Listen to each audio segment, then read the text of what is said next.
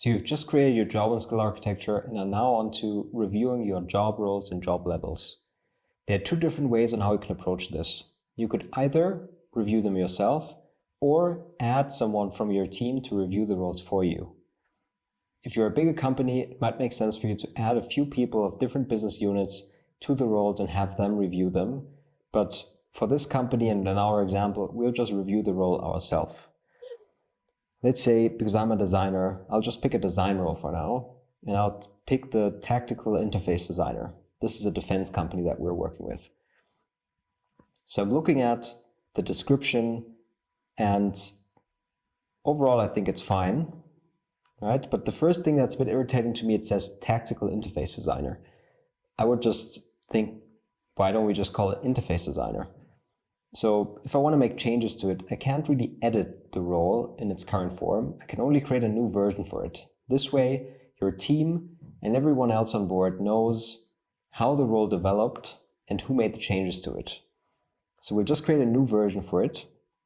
And let's say I'll remove this from the title. But I'll just undo the change again because I know Copywriter is generating the roles very specifically for the company that we're talking about. And for us, it might not make immediate sense at the beginning, a tactical interface designer, but I know in the context of the company, it makes a lot of sense. So we just leave it as it is. Then I'm reviewing the skills. Overall, they appear to be fine to me, but I see two things here that nobody's really using anymore. Nobody's really using Sketch anymore. And Adobe XD is also quite dated. So we'll just go with Figma.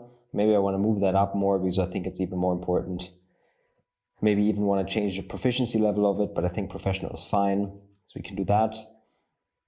If we want to, we can also add a new skill or add a new competency. You just type in whatever you want to add and then add it to your job role. Same goes for the competencies. If you see something that you're not really happy with in terms of the role, you can just delete it as an example. Here it says Adobe XD.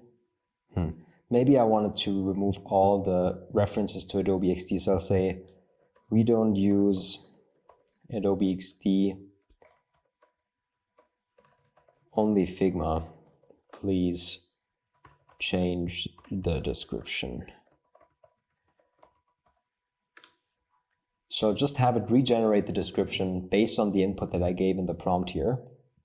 Now we'll see it's now taking all the information of the company, all the information that we have about tactical interface designers, and the specific information you add in the prompt to adjust the role to make it very, very specific to what you need from it. So now we've seen, before it said Adobe XD here in a few cases, now it only says Figma, which is exactly what we wanted. Key interaction also seems to be fine. Here, that's great, like accessibility standards are quite important for us, so I'm happy with that. So if I'm happy with the role, I just click on Save.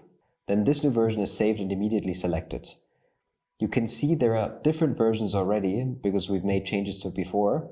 If you want to compare what the differences are, you just click on the Compare button, and then you see a new window opening that shows you the before and after, basically, of when you made the changes.